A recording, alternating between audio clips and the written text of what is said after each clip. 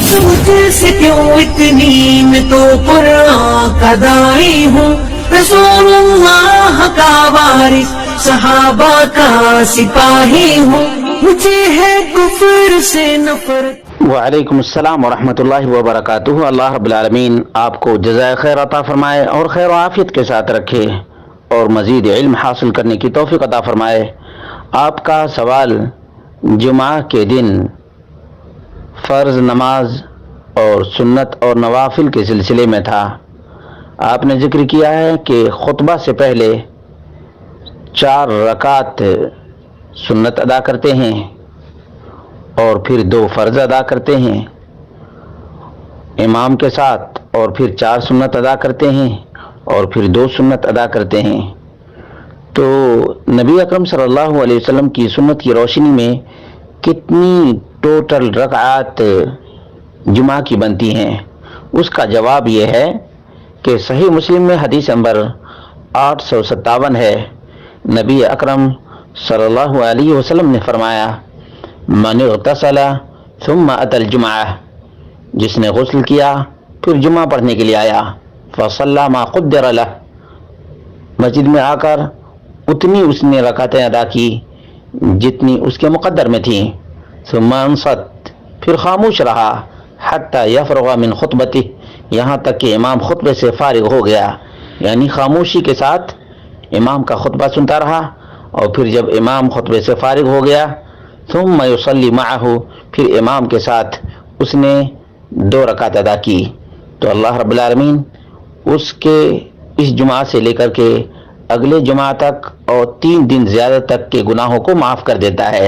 غفر له ما بینہ وبین الجمعۃ الاخری وفضل 3 ایام، صحیح مسلم کی حدیث ہے۔ اس سے معلوم ہوا کہ جمعہ کے دن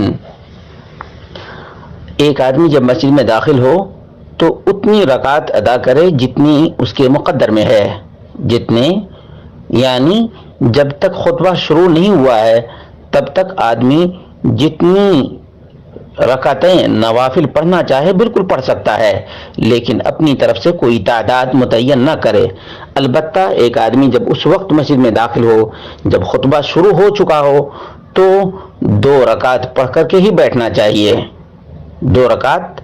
پڑھ کر ہی بیٹھنا چاہیے، جیسا کہ صحیح مسلم کی حدیث نمبر 875 ہے۔ اذا جاء احدكم يوم الجمعة والامام يخطب فليركع ركعتين وَلْيَتَجَوَّزْ فِيهِمَا، جب تم میں سے کوئی مسجد میں اس وقت آئے جمعہ کے دن جب امام خطبہ دے رہا ہو تو اسے 2 رکعت ادا کرنا چاہیے اور اختصار اختیار کرنا چاہیے۔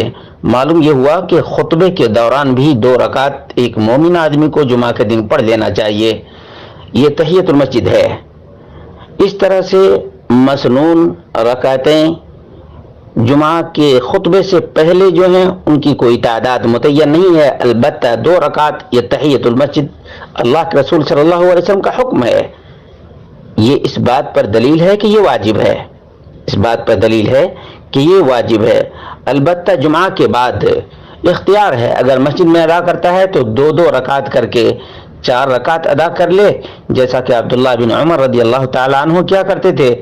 اور اگر گھر میں ادا کرتا ہے تو 2 رکعت ادا کر لے۔ اللہ کے رسول صلی اللہ علیہ وسلم کے بارے میں صحیح بخاری میں 937 نمبر کی حدیث ہے، وَكَانَ لَا يُصَلِّ بَعْدَ الْجُمْعَةِ حَتَّى يَنصَرِفَ، اللہ کے رسول صلی اللہ علیہ وسلم جمعہ سے جب فارغ ہو جاتے تو